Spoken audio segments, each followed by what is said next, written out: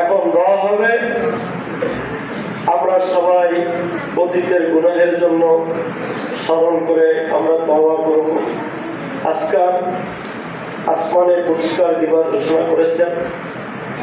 যখন কোন রোজাদার ঈদগাহের ময়দানে আসে, প্রত্যেক রাস্তার মোড়ে মোড়ে আল্লাহর কুদরতি ফেরেশতারা দাঁড়িয়ে আছেন তাদেরকে আহলান সাহলান জানানোর জন্য, রোজাদারকে শুভেচ্ছা স্বাগত জানানোর জন্য রাস্তার মোড়ে মোড়ে ফেরেশতারা দাঁড়িয়ে আছে। আর তারা ডেকে ডেকে বলতেছে, হে রোজাদার, তোমরা আসো, তোমরা আজকাল আল্লাহর বারগাহের মেহমান, তোমাদেরকে আজকাল ক্ষমা করে দেওয়া হবে, আজকাল পুরস্কার দিবস, তোমাদেরকে পুরস্কৃত করা হবে।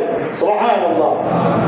অতএব আমরা যেন প্রত্যেকে আল্লাহ পাকের ক্ষমা এবং আখিরাতে মুক্তি পুরস্কার নিয়ে এখান থেকে বের হতে পারে, আমরা প্রত্যেকের জন্য দোয়া করব।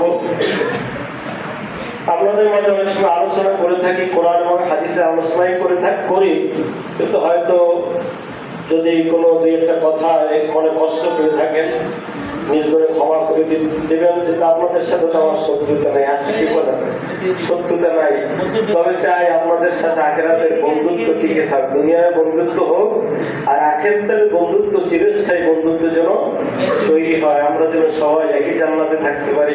এই জন্য অনেক সময় একটু কঠোর ভাষায় ধমকের সুরে কথা বলে থাকি, যদিও আল্লাহর কথাই বলি। আমার নিজের ব্যক্তিগত একটা কথা এখানে বসে, এই মেম্বারে বসে কোরআন এবং হাদিসের বাহিরে একটা কথা আমার মন গড়া কথা বলি না।